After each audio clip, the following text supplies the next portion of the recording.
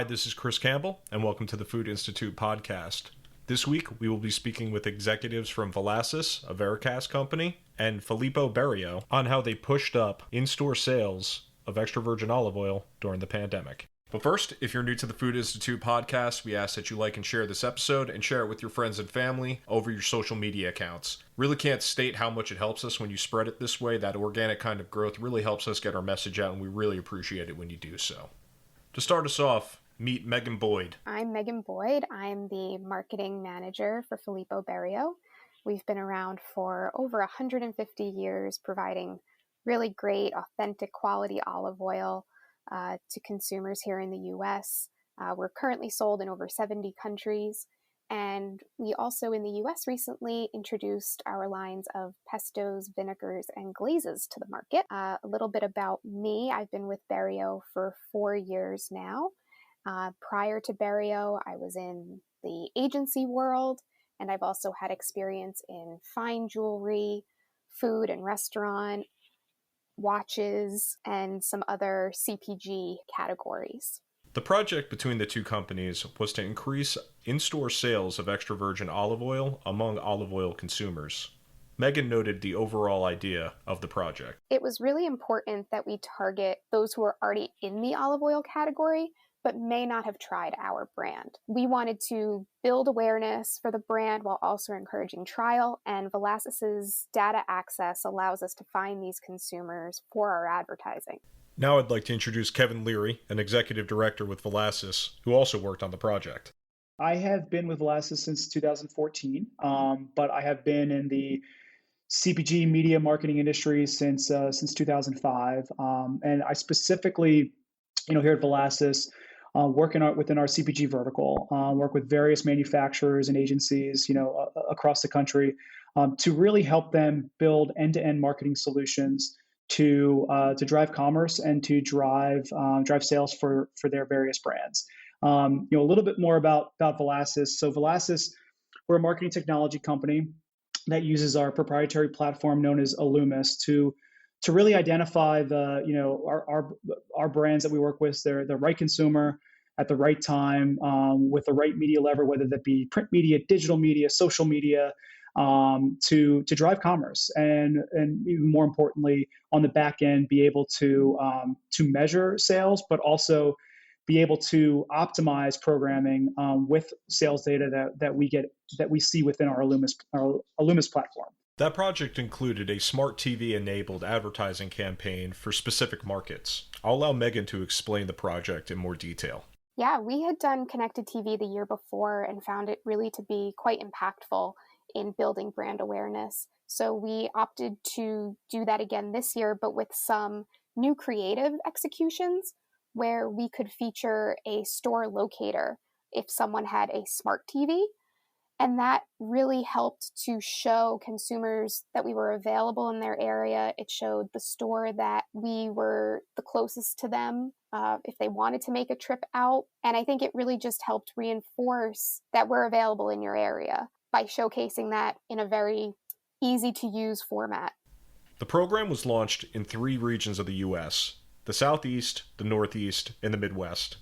Kevin explains why those 3 regions were chosen in the first place. One of the big things we looked at and Meghan looked at was, what are those high opportunity markets and retailers? And essentially where the category development index of the category is doing really, really well. Berio could be doing well, could be doing good as well, but maybe there was a gap in terms of the pacing on how Berio was doing compared to the category. And, I think that definitely dictated, some of the reasons we picked these markets and retailers. The other thing is, specific to the Southeast, including them, is that Berio's ACV wasn't as strong or isn't as strong in the Southeast, but yet the category was doing, significantly well. And really thought this is a great opportunity to grow awareness of their brand, in an underdeveloped region of the country, while also being able to again capitalize, kind of while the iron is hot.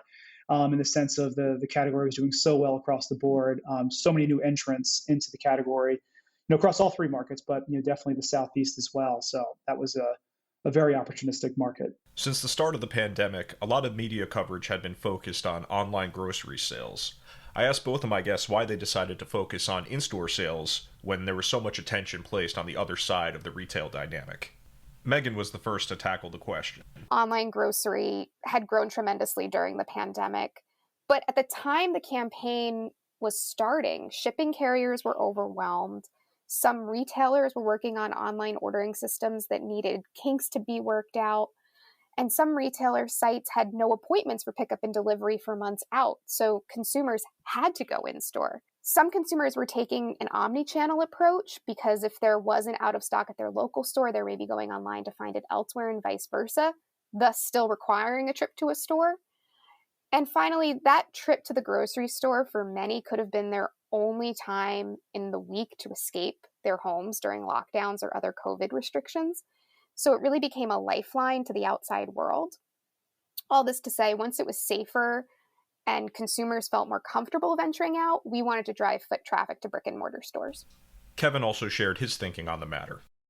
Last year, retailers, brands, vendors like us, agencies, everybody was trying to figure out this new world because things were obviously flipped upside down from a consumer journey perspective. And with that, what we saw is retailers were figuring out themselves, they're figuring out their e-com sort of consumer journey themselves. And obviously there were whether it be supply chain potential issues or out of stocks, and how do retailers integrate their supply chain and sort of their shelves in a digital way to ensure that it flows properly to the e-com. And I think as we're trying to again drive new users of Berio, not necessarily existing users, it was extremely important to us that the consumer journey and more importantly the experience with the digital media was as seamless as possible. And one of the things we saw is as retailers were still trying to figure out that journey, there was a little bit of clunkiness,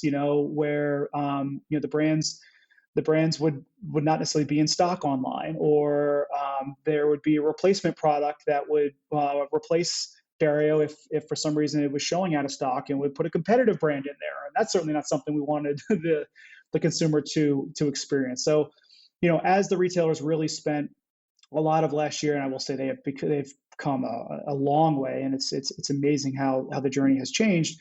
That was a big part of it. And then secondarily, the olive oil category is it's a convoluted one. It's an extremely competitive one, and we wanted to ensure consumers knew exactly what stores that the product was available, and kind of give them sort of that lasting image, that sort of branding imagery as they go into store and decide which olive oil they want to purchase. And remember that Berio is one that has some unique features and benefits. And and frankly, looking at the markets we targeted, these are also giving consumers a reason to go in store and have kind of an experience out of their home. I know all of us, could be for myself, getting out of the house to do anything was extremely exhilarating and exciting. And I think that definitely was a component of that reasoning. With more information on the decision to focus on in-store sales, Kevin further elaborated on the 3 regions that were targeted during the campaign. So the retailers differed, of course. By default, the retailers are going to differ in terms of the ones we focused on, and frankly, that I guess was one of the biggest differences in the markets, right? Because depending on the retailer in the market, there's a slightly different type of customer that shops at a Publix versus a ShopRite in the Northeast or whatever retailer it may be. So that certainly was a big part of it. But in terms of like the creative and the messaging and the engagement, it was fairly consistent across the 3 markets. And I think I mentioned it earlier. I mean, the engagement with the creative and the media was extremely strong. And certainly driving. We saw the conversion on the back end. So there was some consistency in the messaging and the creative. There were some differences slightly in targeting based on the retailer profiles that kind of make up the different regions. But overall, performance-wise, we saw consistency across the board, but we did see, a significant uptick in the Southeast. And some of the analytics we did down in the Southeast during the program. And I think it kind of alludes to what I mentioned earlier, where they were a little bit underdeveloped, not as well known. we're able to kind of use this media, this solution, to help not only drive significant sales volume, but to really provide some positive awareness. Meghan provided some additional insight into the three regions as well. Our media mix is really what translated well across all the regions. We focused on a combination of connected TV and display to build awareness, which proved to be really impactful regardless of the region. And specific to the Midwest, I wouldn't say it was more difficult. I think we just had really impressive numbers in the Southeast that we just were really happy with, but weren't expecting. Considering the tumultuous climate in 2020 due to the COVID-19 pandemic, I asked Kevin to explain a little bit about the challenges faced in trying to deploy a campaign like this in such uncertain times. Yeah, so we fortunately had some good track record with Berio in the past, in utilizing digital media to increase sales. And I think prior to COVID, I think that was always going to be a significant piece of their plan. I think it's an interesting question you ask about the research and understanding what was going on insight wise prior to kicking anything really off, because it was such, I hate saying this term, but it kind of goes without saying, where everybody was in such uncharted waters last year, right? I mean, this was something that Berio, had planned to do, prior to COVID, but the reality was the strategy had to change, right? The strategy had to change because grocery stores changed, supply chain changed, everything kind of changed. So we needed to make sure that let's reset ourselves and understand, do we have the right targeting set up? Do we have the right markets, the right retailers, et cetera? And so what we were able to do, and a lot of our clients were asking this, because, a lot of categories and brands, their customer base changed. I mean, I know myself, I'm a big mustard user. I mean, I was buying early on in COVID, I was buying,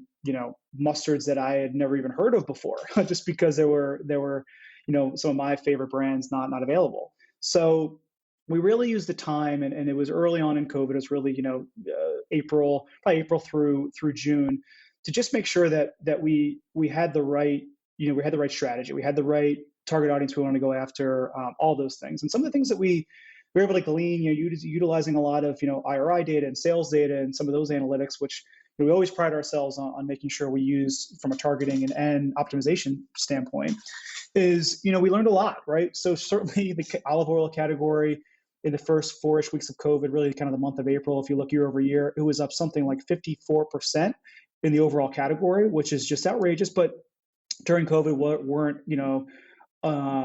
absurd numbers, as every category was really up. But some of the interesting things that we saw is, although Berio being a top olive oil brand, their competitors were outpacing them, not necessarily in dollar sales, but outpacing them in percent increase in sales. And that could have been because of supply chain or distribution issues, things like that. But the reality was that as the category grew, the new users grew, and there was an opportunity to go after these shoppers that may had never bought Berio before, because there were more people buying olive oil than ever.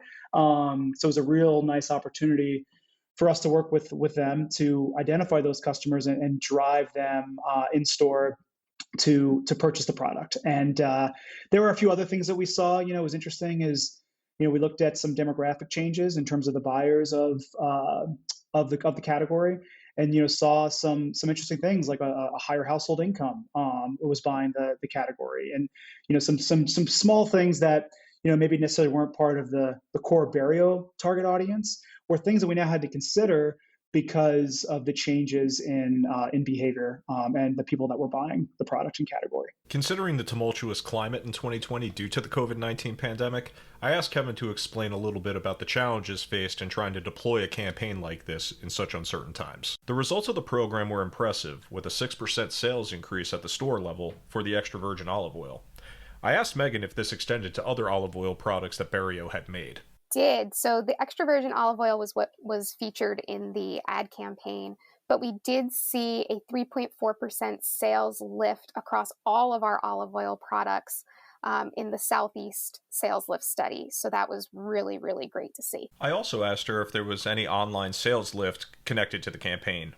Unfortunately, I don't have data to prove there was any kind of increase in online sales that accompanied the in-store increase.